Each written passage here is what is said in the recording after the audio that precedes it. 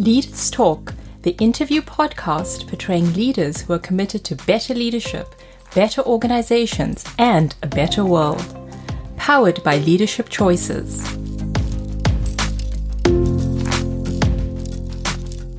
Racheal Govender is a coach, psychologist, an entrepreneur, but also an activist for the rights of people of color.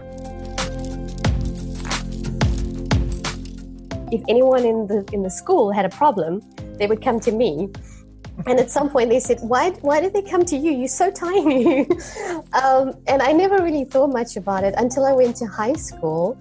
And we had a school psychologist there, and he had obviously watched me do this.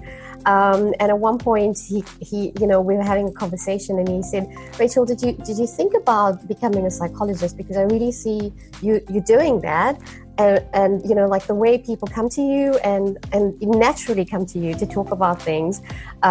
This could be something that you might want to see as a career."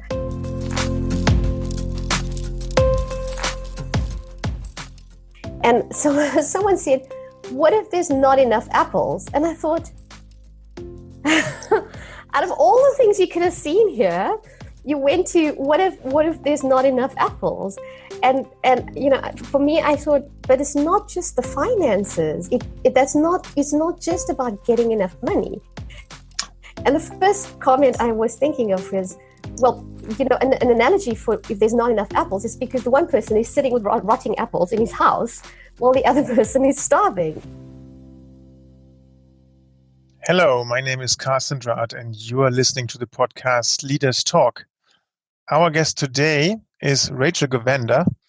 Racheal Govender is a coach, psychologist, an entrepreneur, but also an activist for the rights of people of color. And today I will speak with her about how she is encountering structural racism in her everyday life, and how is that affecting her work, and what is she doing to overcome this, but also how did she become the person that she is today? How did she become the coach and entrepreneur that she is today? So be curious and listen to Racheal when she tells us a bit about her personal story. A warm welcome to Racheal Govender in our podcast Leaders Talk. Racheal, happy to have you here. Thank you for inviting me, Carsten. Absolutely. Racheal, we go back to 2010, I believe. Yeah. And we met on a great occasion in Cape Town. It was my first exposure to Africa. It changed my world. I was totally unaware of things that happened there. Can you tell us a little bit about your upbringing, your background, your youth in South Africa, in this system and this society at that point in time? That's a big question. Yes, I can. I think, growing up in South Africa was quite strange because it was still in apartheid. And I grew up in a traditionally, an Indian, South African Indian community. So it was quite strange, but I mean, when you're growing up in that environment, that's all you know. So you don't really realize it. Also in apartheid government, they were always on the news showing bad things about what was happening. So in some sort of way, it was a bit of a brainwashing. But I really appreciate, like, for example, my history teacher used to really be against apartheid. So he was always sharing his opinion and kind of giving us like an accurate view of what's really happening. So that was quite nice. I mean, he was quite passionate about it. So he was always saying, this is what it is. And, seeing different races in a certain way is wrong. And the whole apartheid system is incorrect. Also, like learning from my, for example, my family, because I think a lot of people don't realize, what really happened in South Africa. So my grandfather he worked really hard. He got a substantial amount of wealth, a huge property, lots of people living there, and basically the apartheid government took all of that away and gave him like a really small house for his family. So, of course you hear about this, and I think for me, I've always had a lot of empathy. So I never met my grandfather. So when I was born, he had, died a long time ago.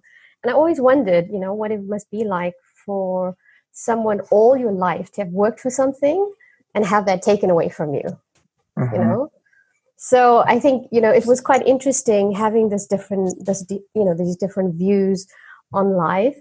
I have two older brothers, and one of my older brothers, he took me to the library when I was 4 years old for the first time. And it was this whole magical world opened up, and I've been hooked on reading and learning and, just seeing more of the world through the library and all the books that you can buy, so or borrow at that point. And I think, I think it also inspired me in terms of my love for words. I have a huge love for words, the meaning of it, and how you can change something, and it shifts the way you think about something. I see. And Racheal, when you grow up, I just try to understand how it is to grow up in such a system, because as a child, everything is normal, right? You live there and you don't know anything else, so this is normal. Do you recall a situation where kind of for the first time you realized there is a problem, something is wrong?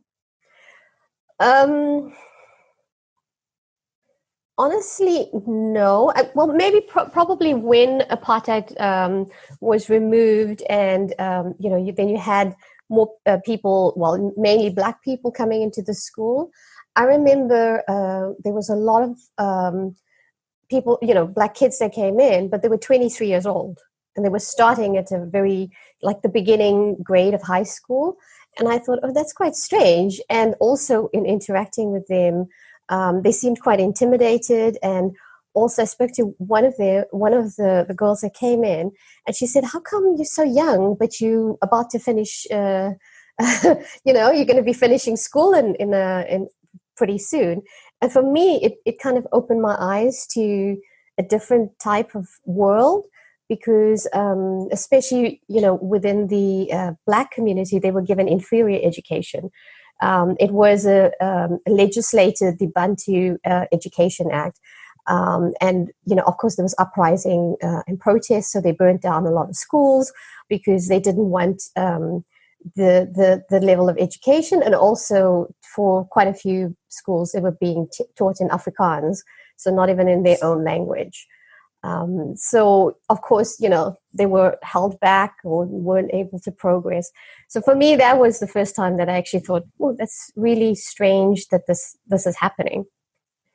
So there's one thing that is implicit in what you just described, that there is a hierarchy of colors of skin or ethnical background. How did that work? So maybe for the listeners to this podcast, I normally don't describe the color of a skin, but you are a person of color. Yeah. But you're not Black. No. So how did that work out?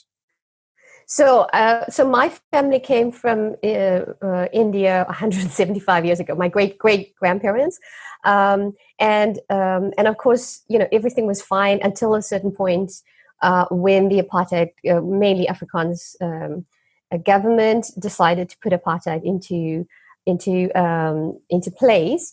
And I actually only found out when I was working in Cape Town as in HR, and we had someone come in to teach us about diversity and to teach us, what happened, because not everyone knew what happened. It was before my time, for a lot of these things. So we had a woman come in, and then she explained to me the hierarchy, and I have to say, I was really sick by the level of detail that people went into, where it was British white, it was Afrikaans white, British white, Japanese, Indian and colored, so mixed race, and then different levels of the different tribes. And for me, I thought, who came up with this? I mean, who's got the time to go, who is better than who, and who gets better access than someone else? And then she also explained that they had something like a pencil test, where they would put a pencil in apparently black people or colored people's hair, and if the pencil fell out, then they would be classified as perhaps white.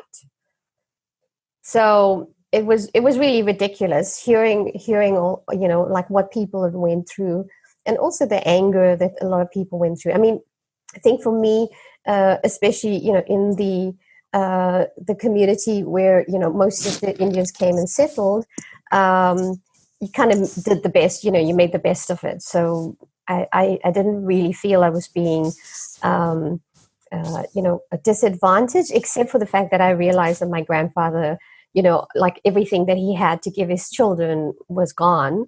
So there was never, like I said, the skewed monopoly game where you think you're working for something and then someone comes and takes it away. And that was basically what happened for a lot of people in South Africa. So to some extent, I think that really, it leaves a pain in communities and in families. So it was spoken about quite a lot. I can see that. And then your love for words and for books and for learning and for knowledge came about. Yeah. And at one point you decided to become a psychologist. Was that a clear-cut thing very early on or very late in life? Yeah, it was actually quite early on because, like I said, I think I was born with a lot of empathy for people. It must come from, I think, probably my grandmother. But when I was like, I think 7 or 8 in school, I started, because I'm a small person, but when I was in school, I was like the tiniest person in the school. And it was quite funny because a lot of teachers would point it out that if anyone in the school had a problem, they would come to me. And at some point they said, why did they come to you? You're so tiny. And I never really thought much about it until I went to high school, and we had a school psychologist there, and he had obviously watched me do this. And at one point he we were having a conversation, and he said, Racheal, did you think about becoming a psychologist? Because I really see you doing that. And like the way people come to you and naturally come to you to talk about things, this could be something that you might want to see as a career. So for me, that was the first time I ever thought about it. And I don't think my brothers were too happy about it because I was really good in mathematics in school. So they obviously thought I was going to go into like some scientific field. And when I told them a psychologist, at that point, they thought, oh, what are you going to do becoming a psychologist? That's not a real job. So I suppose they became engineers or scientists themselves? Yeah, I have my eldest brother is in finance management, and the brother that actually used to babysit me, he's in a chemical engineer. So he's the head of in senior management in South Africa.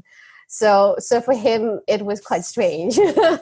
And but the ironic thing is now when we talk, he's started to recognize the value of psychology and coaching. So he's always asking me things and sharing things and going, oh, I actually, someone did an assessment for me and I really found so much value in it. And I was like, yeah, it's good to see the turnaround.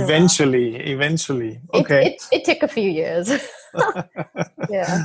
And any specializations in psychology? Did you go for organizational psychology or one-on-one?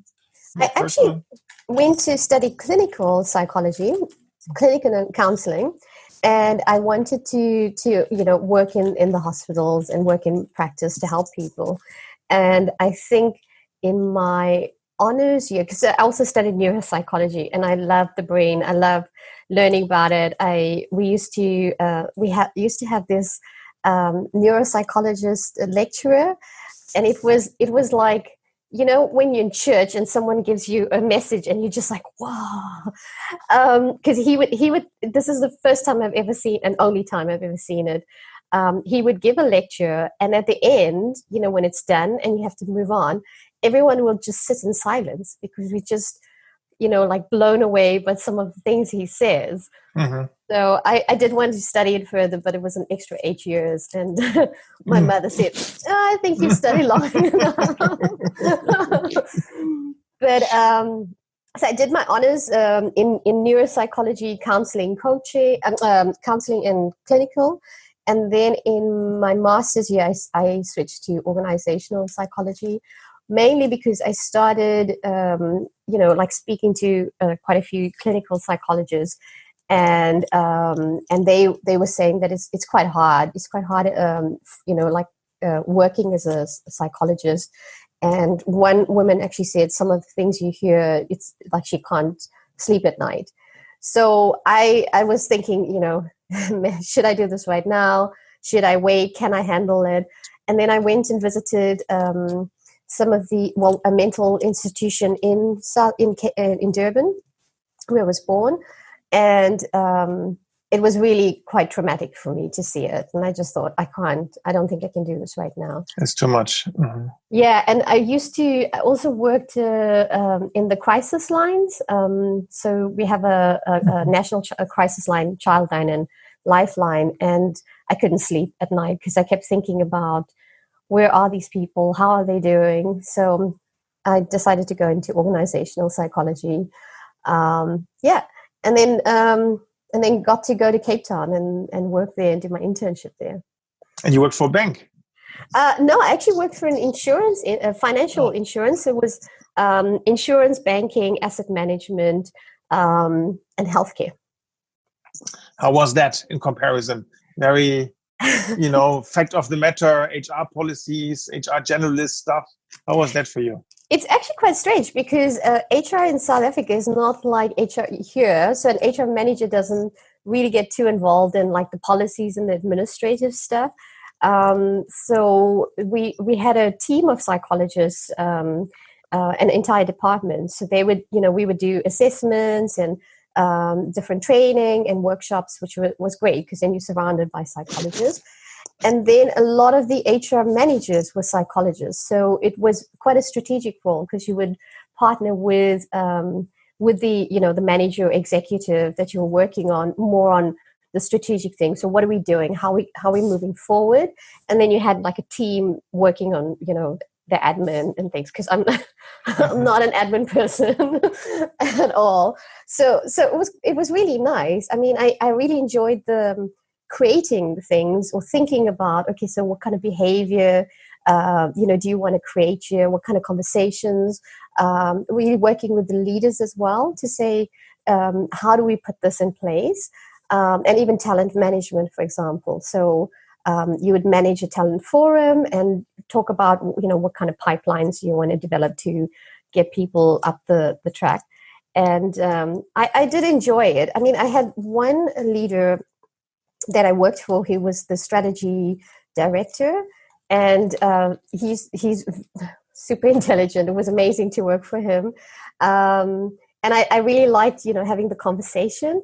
And also it was quite a strategic role because he reported into the managing director. So it's a really large company. It's about 30,000 employees throughout South Africa. So I got to operate on a strategic level to see how things work. It's probably the first time, I worked with like C-suite leaders where I realized, it's also lonely for them, Mm-hmm. and they also need, people to talk to, need some encouragement, need to bounce things off. And actually it was on the 5th floor. So it was a very special floor. Even when you get out the lift, like the carpets were nicer. They had the mahogany, tables and furniture. So, and quiet music when you get out. So, it's a different space. And I remember like sometimes I would go to meet with a leader and there'll be another, one of the other managing directors or something would come out and they want to talk to you because they haven't spoken to enough people. So it was quite an interesting experience. I like being part of it, especially the developing side. And then somehow the desire came to do more of that, to be more of a trusted advisor. Yeah. I think I get bored very easily, so I don't like routine. At one point, it felt like I was doing it. I could do it in my sleep. And at that point, I thought, this is not what I wanted to do. I really wanted, I like the one-on-one or the small groups, not really trying to focus on, okay, so what kind of policies? And I had written quite a few policies or processes for different, different teams by then and different sections that I thought, okay, I'm done now. I've done it, enough times. And then I decided to start, my own practice or my own business as a psychologist, because I said I wanted to go back to the one-on-one. So, luckily I was able to consult as a psychologist, still for because I am quite outspoken, so I was well known. So when I left, I was very lucky. I got a lot of work from them. And I worked as a consulting psychologist, working on, development, leadership development assessments, selection and development as well. And I enjoyed it because then it would be like a 2 or 3 day process. You do a whole lot of assessments, and then I could write a report to say, these are your strengths, these are your development areas, and are you ready to progress to the next level? And it was interesting because I'm quite analytical and I love analyzing things, and also to help people. But it was a 45-minute per person conversation. And in 45 minutes, you say, okay, well, these are your strengths, these are your development areas. And they would say, okay, how do I develop it? And you can't really, give them... Time's up. Yeah. Yeah. So I would try to give as much as possible and then go, I'm sorry, the time is up. And you could see them looking like perplexed and confused of like, what am I supposed to do now? And I found it very, dissatisfying to leave them that way, to go, okay, well, you're not good at this, so go develop it.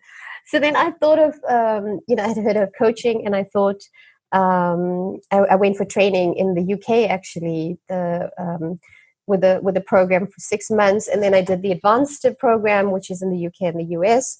Luckily, I could do it virtually at that point. Well, it was more telephonic, and then I was able to integrate it into what I was doing, which was great.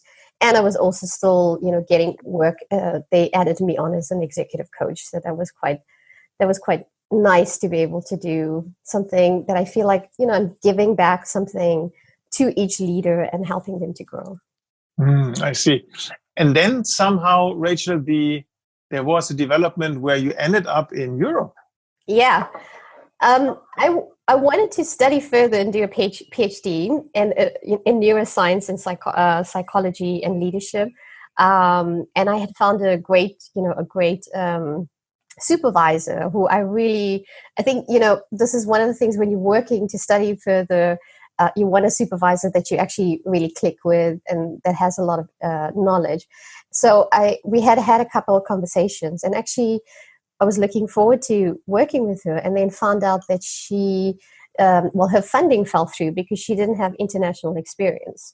Mm-hmm. So unfortunately she said, well, maybe you need to look at like going to Europe and trying to find something there. And I did find something in Berlin, but they wanted me to do it full time, the Mind and Brain Institute. And I thought, I don't, once you start working, to go back to being a full-time student, it's not that nice.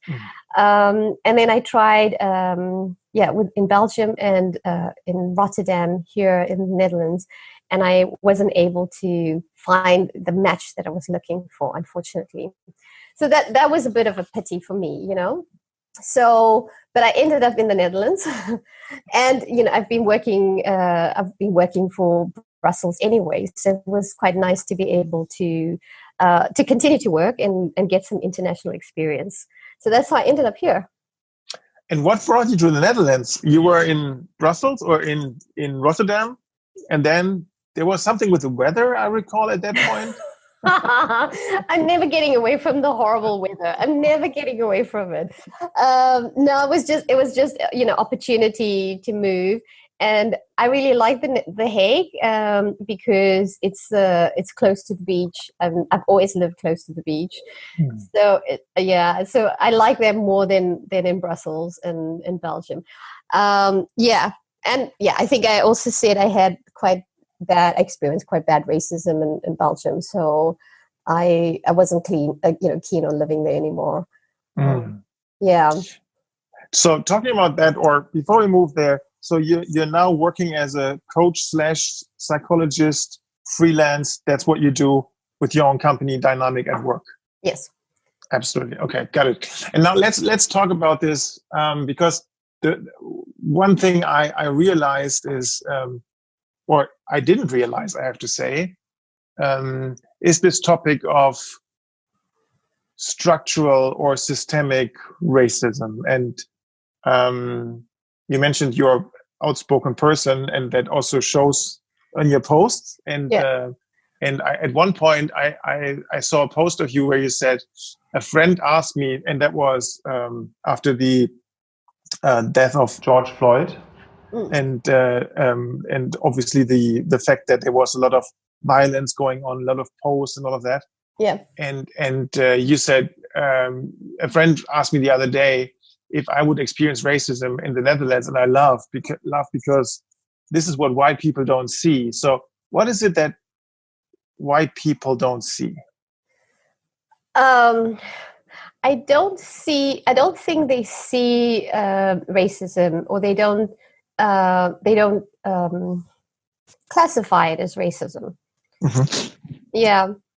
And I think that's the thing. I mean, either you're racist and then you are, being racist, or if you're not, people don't necessarily see it that way. They normally are quite surprised that that's confusing.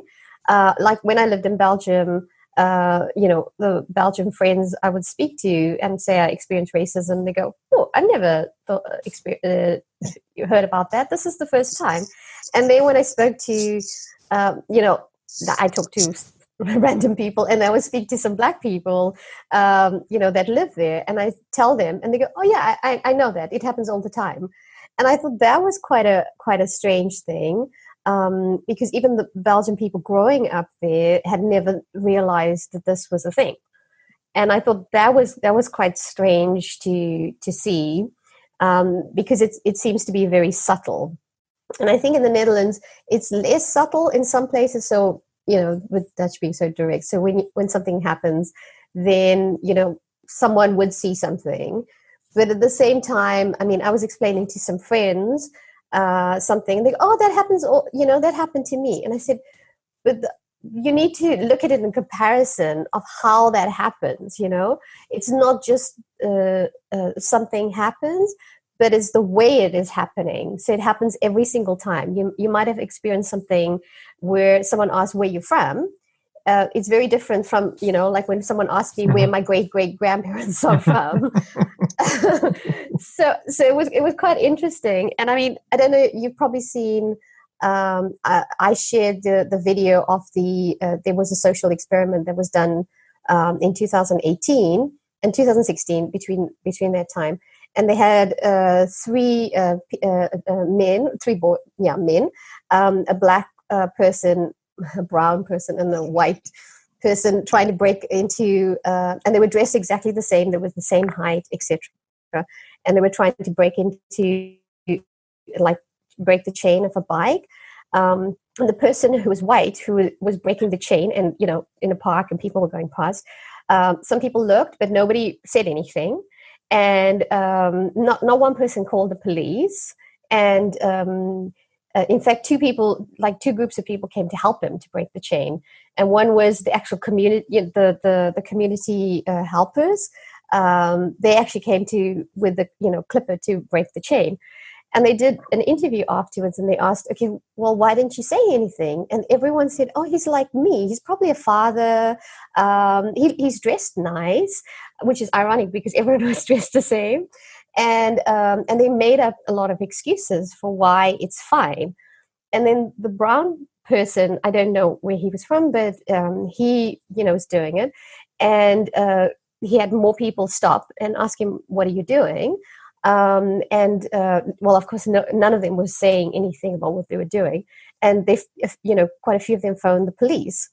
And then the black guy was doing it. Almost every single person stopped, except I think like two people who said when they interviewed them, they said, well, I was scared he was going to hit me or something.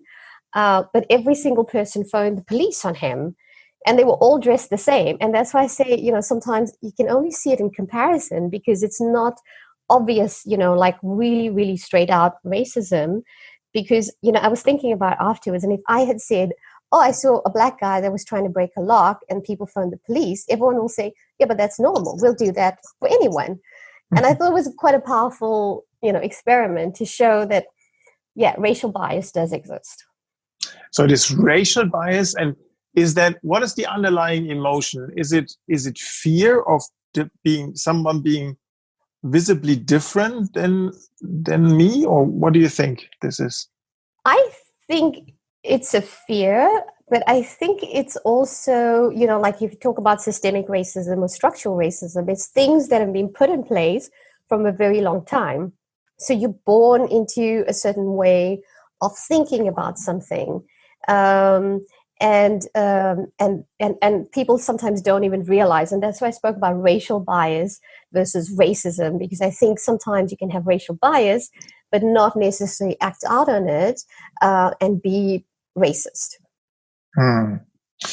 I've talked to many people, and I think I can also echo that for myself.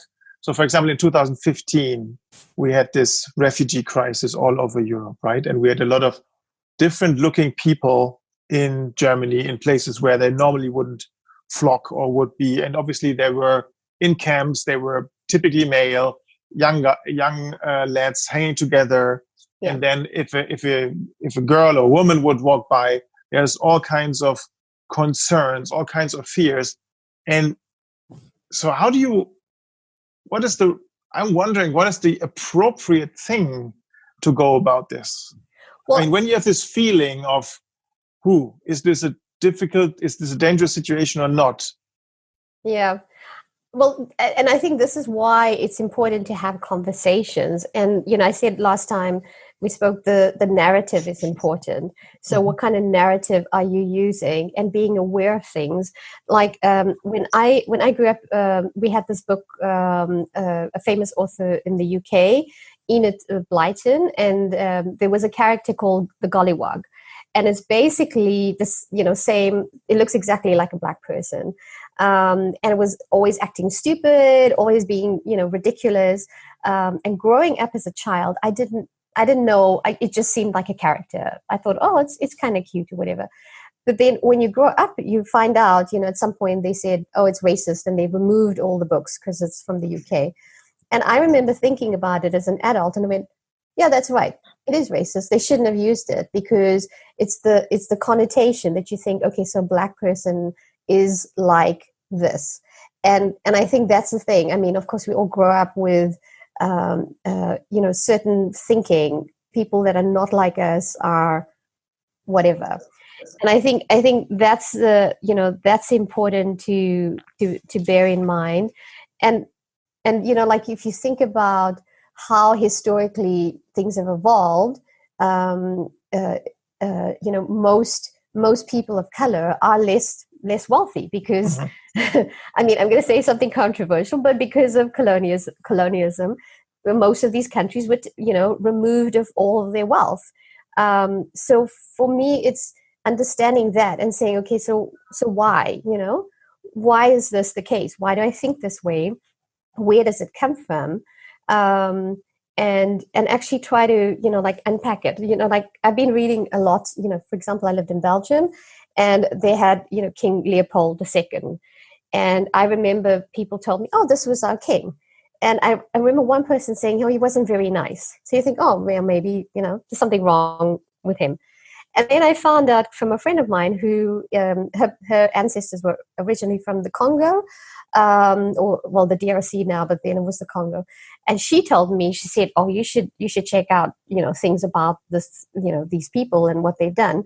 And then the CNN actually did a whole article about like some of the things he did in the Congo just to get rubber, for example. And he literally was cutting off children's hands and feet and killing people or killing the wives of farmers because he wanted them to stop farming in order to gather more rubber for him, because that was, when the cars and things started taking off. Industrialization. Yeah. And so he obviously wanted more money, and literally you took an entire nation, entire country's livelihood and way of being, and you destroyed it just for money. So when you think about that, you wonder, okay, so why are Black people, why do they seem poor? Why are they angry? To understand that and then unpack it, and then of course, have empathy and say, okay, so what does this mean? How do I look at this differently? And now, I saw in Belgium, they are taking down his statues. You're seeing it everywhere as well. So I think the narrative of history, like the way it's being portrayed, it was also skewed. It wasn't really told that these people were not heroes. They were part of a system as well, and they believed they needed to gather more wealth and more power. And this is what they did. They hurt a lot of people. I mean, the same thing for Christopher Columbus. I was reading up on him last week. He's portrayed as, well, I've always said, as discovering America.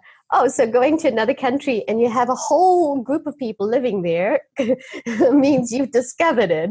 I think people discovered it already. And then I found out that he apparently took a huge amount of the Native Americans and tried to set them to Spain. I did not know that. And 90% of the Native Americans died. 90%. So when you think about that, why is history not saying the right thing? In schools, they're still being taught the same thing. I learned in school that Christopher Columbus was this great explorer. I don't know about you, but that's what I learned. Yeah. So I think people are not understanding just how skewed things were. And then also for me, I find the value system is different. So in the Western world, the value system seemed to have been power and money, and it's okay to conquer because winner takes all, kind of mentality. Whereas, like I lived in South Africa, and I've always found that even poor people, they don't have a lot, but they'll still give to you, they'll still give you or share with you. So I think that also needs to change, because, I shared something about the giving tree, where the tree is skewed and one person gets more and the other person can't reach it. And they talked about that's inequality. And if you put a ladder up so the other person can get it, it's called equality. So it's kind of the same level. And then if you put a bit extra for the person who the tree is skewed away from, that's called equity. And if you try to get this tree straightened, that's called justice. And I shared that, which seems right? So if you have something that's been skewed for a long time, there's differences in equality, equity, and justice. And it's the same thing for women as well. And so someone said, what if there's not enough apples? And I thought, out of all the things you could have seen here, you went to what if there's not enough apples? And for me, I thought, but it's not just the finances. It's not just about getting enough money. And the first comment I was thinking of is, well, an analogy for if there's not enough apples is because the one person is sitting with rotting apples in his house while the other person is starving, So for me, it was about, it's about respect. It's about access, access to education. It's about, being able to live in neighborhoods that you want without, being abused or feeling unwelcome. It's about so many different things that I think sometimes the argument is not the same argument. And I think that's the difference that you have, because people say, oh, okay, so you want us to give you something, and it's not the case. It's not it's not a pie that if you give me more, there's less for you. There should be a case of for human dignity. Everyone gets, treated as a human being. So I learned a lot today. So what I liked is, and what I think is really important, is that differentiation between racism and the racial bias, and how the narrative, meaning how we talk about our shared history, kind of does a collective brainwash or installs this bias in a certain way. Yeah. And how these biases, which are by definition unconscious, right? These are kind of implanted into people. And that means what is kind of implanted is what we deem as normal, what we deem as appropriate. And that normal is kind of skewed, if I hear you correctly, plus all the economic circumstances that kind of intermix with this. Am I right? Mm-hmm. Mm-hmm. Okay. And I mean, this one friend that made this comment with the apples, I think this is a very honest comment, right? Because I experience a lot of, when we go back, for example, to this refugee crisis over here, I recall wealthy friends who had exactly that fear, and analogies were made with big migration periods in human history where, the different tribes kind of came and invaded Europe. That kind of fear surmounted in people seemed kind of out of whack, out of context if you give the numbers. But I think deep down there, if you are on top of the food chain, or if you're on top on the pyramid of the ethnical pyramid, obviously there is a fear of losing something, right? Yeah. And the question is, what is there something that can be done about this? That's a good question, and I've been thinking about it quite a bit. I think in Europe, a lot of people are unaware of the suffering that's going on. Mm-hmm. Whereas, you've been to Africa. You must have seen, like the townships and the poverty. And because you see it, you recognize how much you have compared to someone else. And you can also see the humanity behind, what's going on. And I think, it's very easy to kind of put blinders on and have a rational discussion or an economic discussion about something, versus when you see someone starving or when you see children dying.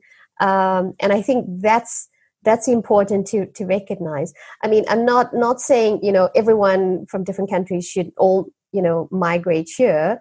I think you need to recognize, maybe from a political point of view, and I'm not a political person, I always try not to get into the argument, but from a political point of view, if you're thinking about systems, leaders need to be able to influence these things to say, well, what do we need to do to get into these countries? I've been reading up a lot about, all the different countries that are at war and having a lot of problems. And most of the time it was because the US got involved in something and they caused, problems. And that's why, because they were funding one person or the other person, and, there's unrest because of that. And you have to recognize that you have a responsibility. If you caused it, you have to have a responsibility to make it right in the country. Because I was helping with some friends, some Syrian refugees that moved to the Netherlands, and they also had a lot of hatred against them. But when you ask them, will you go back? Every single one of them wants to go back to their country. If it was peaceful, I want to go back to my country. Nobody wants to stay here. And people don't recognize that because in World War II, I saw a lot of things where a lot of Europeans were going to Africa for safety. And so nobody talks about that. You must have seen photos of it. There was mass migration to try and get out of Europe and go into Africa. Nobody said, hang on, let's look at policy here. And I think that's the thing you have to look at, because it always comes down to your values. because I think that is something that's important, and it has to be a real thing, a real discussion. It cannot be some theoretical, thing. Of course, it translates into policy. It translates into what you need to do. But the more you argue of we shouldn't let them in our country, we're not looking at, well, what other ideas do we have? How do we help resolve this? Let's also look at businesses, because obviously as an entrepreneur, I'm also, and as a consultant just like you, it is also about, so what can we do constructively about it, right? Yeah. And for example, if we look at gender topics, there is evidence to say if you have at least one woman on the board, there is an increase in profitability, there's an increase in employee trust, and the more you have, not the more you have, but the more you go towards the balance, the better you are off performance-wise, right? Yeah. That helps the argumentation. It is still hard, right? Some argue you need a quota to start with, others are violently opposing that. But there is a bit of evidence. Is there anything comparable that you are aware of when it comes to ethnical diversity?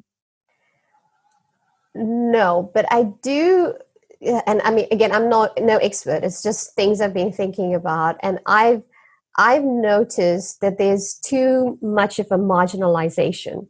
I mean, when I lived when I moved to the Netherlands, someone told me, you can, like in The Hague, you can move everywhere, but don't move to this area because it's dangerous. So I don't know The Hague, and I just took him at his word, and I thought, okay. And I looked for, places that he said it's fine. And then only like last year, at some point, I spoke to someone else, a person of color, and I said, yeah, this is what they said. And they actually got angry because they said, do you know what it's like? And when I went into that area, I mean, it is less safe, but if you look at it, it's mainly foreigners, and so I live in an expat area, but it's kind of upper class foreigners, the acceptable foreigners, and here it is people that maybe are not as well well off as like the expats, right? And if you look at it, it's foreigners, and that's supposed to be a dangerous part of it, but it was so strange for me because it's so marginalized. And also, I mean, a few years ago, the mayor was waiting. She was visiting, the area, and then she was waiting for a tram, and someone robbed her, and it was in the newspaper. And we thought, okay, well, if it's that dangerous, surely something should be done about it. But I think that's the problem when it's marginalized, and said, okay, so you guys don't actually belong. And I thought about it also with the Brussels bombing, because I always travel. I was supposed to travel on that metro the next day, and it was bombed the day before. And I was thinking about it because, again, where the bombers kind of radicalized comes from a certain part of Belgium that is also marginalized. So so you're experiencing racism, you marginalized, you're not accepted. There's a lot of anger building up, right? And of course, you resort to crime because you're not part of society. You're not integrated into society. So how are you supposed to learn anything about the country? How are you supposed to get anything? And I think if you look at it, you really have to look at, okay, so how are we bringing people into a country to make them feel part of something? Not feeling like you don't belong and not having access. I mean, I've seen a lot of things where, for example, in Amsterdam, foreigners, certain types of foreigners cannot find housing. So whenever they apply, they're immediately told, oh, no, it's taken.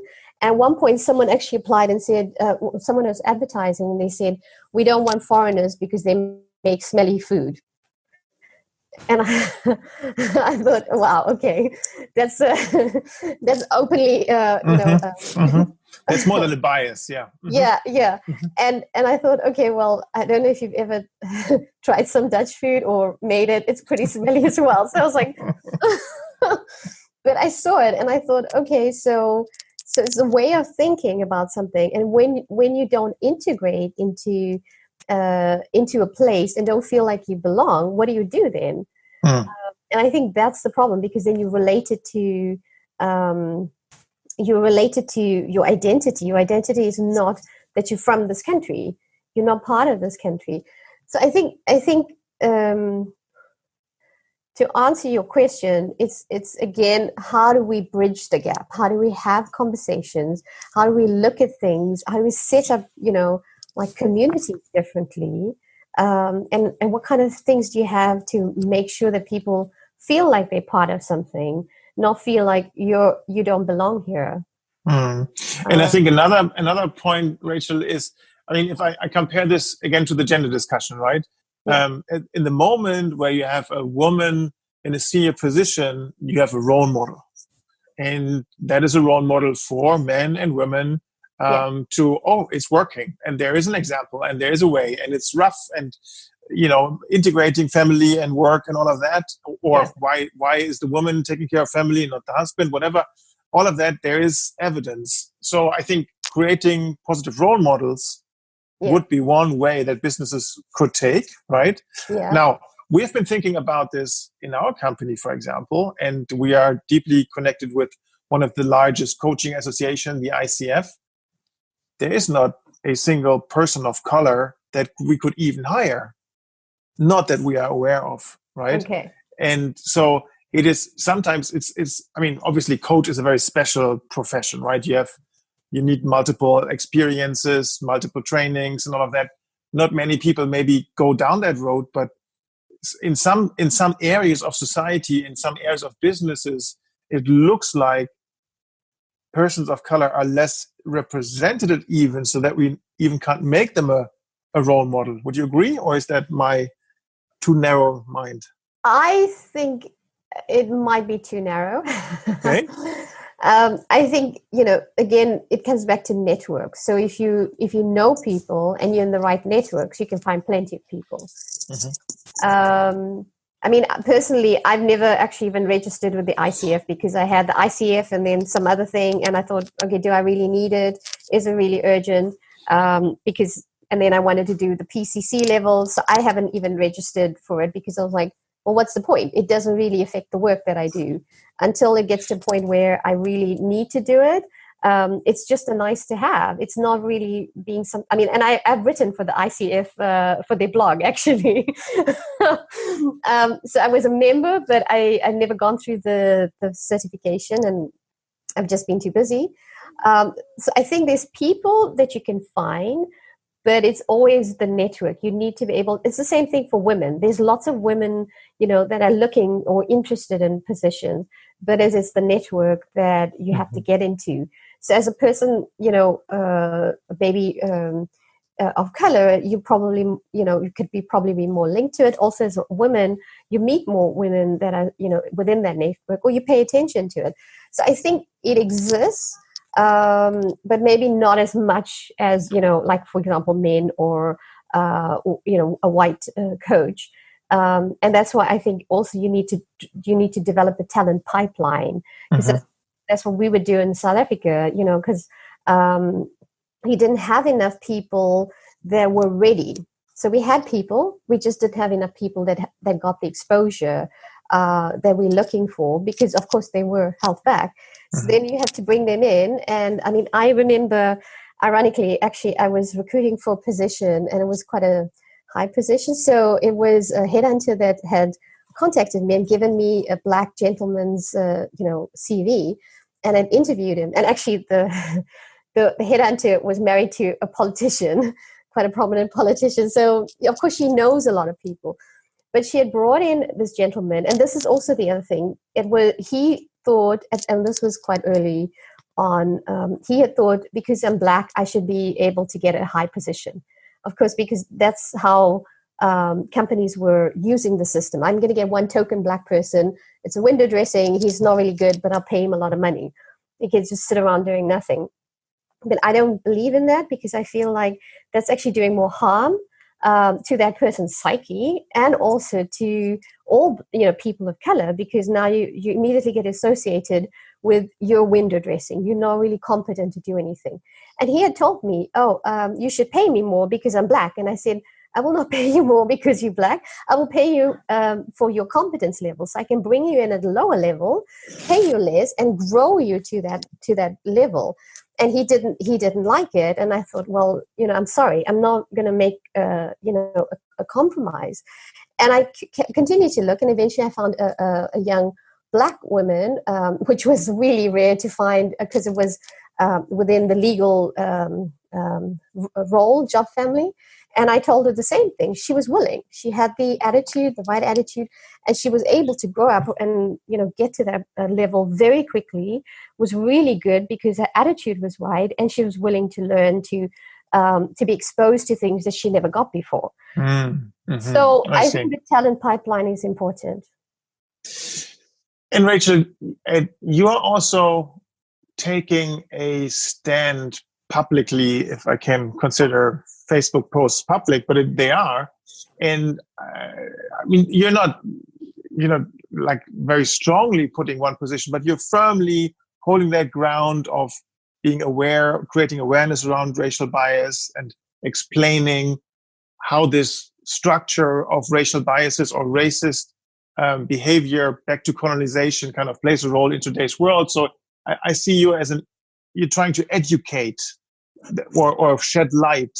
Yeah. Right. This is what I observe. Now, what do you observe in terms of reaction of your environment to your taking a stand on this? It's been quite surprising because I've had a lot of resistance. A lot of resistance. It was really surprising to me because some people tried to negotiate. Some people tried to have a theoretical, argument. Someone actually said to me, "What if all we can give is equality?" And I thought, okay. Well, firstly, why do you think that's all we can give or you can give?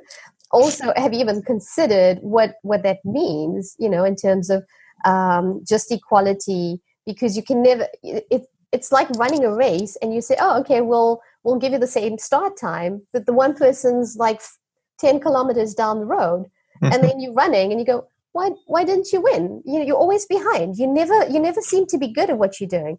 So it's really trying to unpack it. And for me, that was quite surprising. I had one person who doesn't live in the same country as me, and I was talking about my experience in Europe, and he reacted and said I was calling him a racist, and he doesn't like that I'm making him think certain things. And I thought, wow, okay. I really wanted to say, well, if the shoe fits. Because you've seen some of my posts, and all my posts have said what I experienced, what friends of mine have experienced. So this is my experience. Mm-hmm. And when you react from that point of view, then I'm sorry. You need to take responsibility for your own reaction, and that's why I said these are difficult conversations. This is an uncomfortable time because you have people of color, or especially in the US, that have really a lot of anger, a lot of just frustration and rage. Actually, they have a lot of rage because it's been simmering underneath for such a long time, and then you have on the other side, white people who are either confused, surprised. Some of them are really uncomfortable about this. Some of them are angry because it's like, okay, so now what do you want me to do? On the other hand, I've seen some people that have immediately said, this, I did not know it exists. I want to learn more. Show me, tell me. A lot of friends that have been sharing. And, like you see in the US, there's been a lot of policy change, which I think is amazing to see.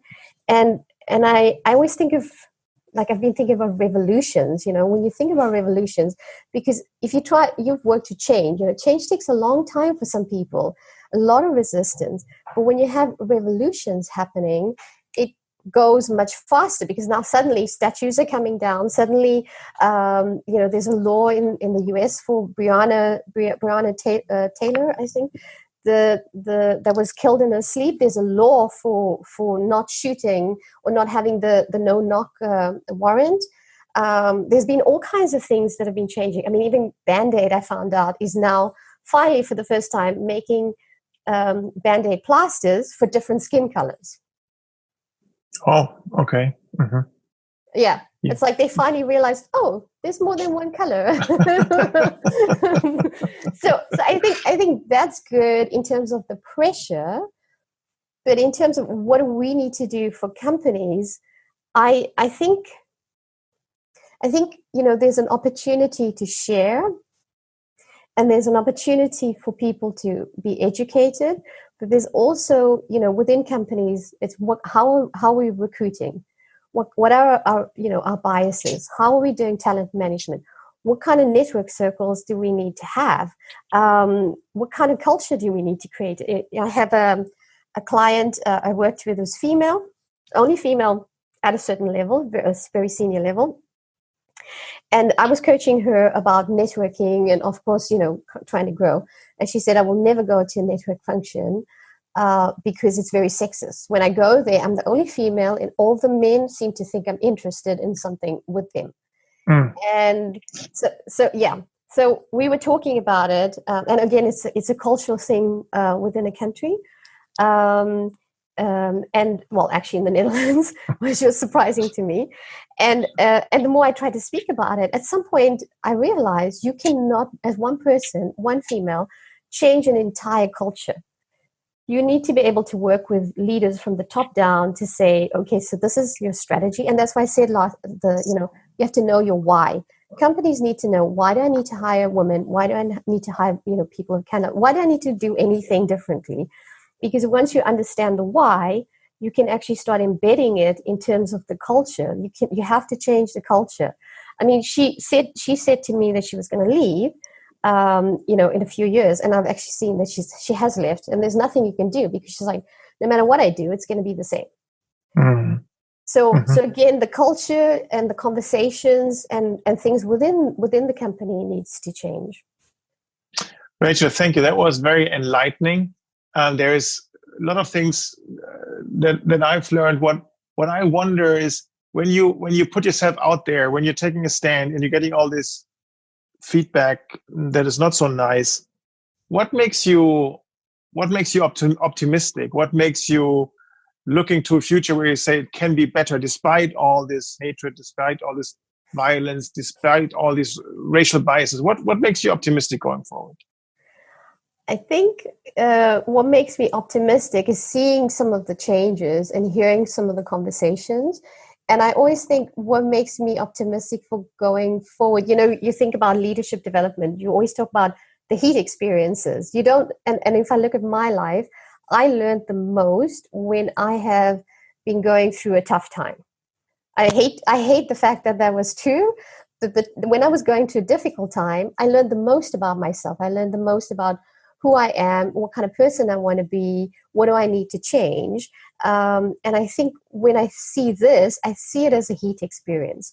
It's uncomfortable for both sides, but if we can get through it and if we can continue to talk, it makes me optimistic that the next generation could be different. And actually, when I see, like some of the younger kids, I see that there already is a difference, because there's something changing in the way they see things. So that makes me optimistic. That's good to see. What would be a great closing question that I should ask you, Racheal? A great closing question. Oh.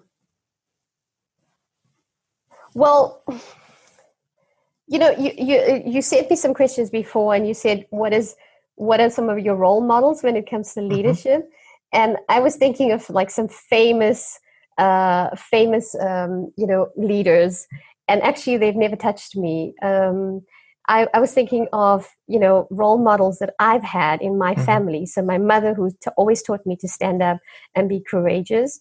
My dad, who was always very gentle, but he always saw the good, and he always believed in the good in me.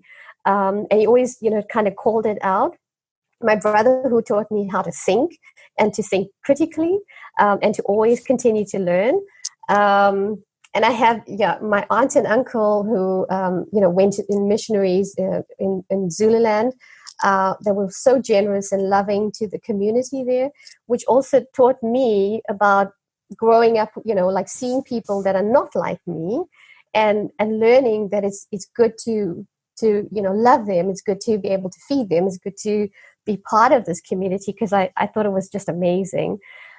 And then friends. I had a friend once who when I was doing my internship, he said, because I thought, I'm a psychologist now. And he said, "You're not a psychologist, you're a leader." And he said it so many times that most of the time I was really confused by it. And he was like, "You're more than a psychologist." And I never got it until a few years ago. So I think in terms of role models, we all, can have a role or play a role model role in different people's life by showing them the kind of people they can be. Wow. Yeah, that's strong. Thank you for putting that up. That I'm actually a bit speechless. I have to think this through. So thank you for that, Racheal.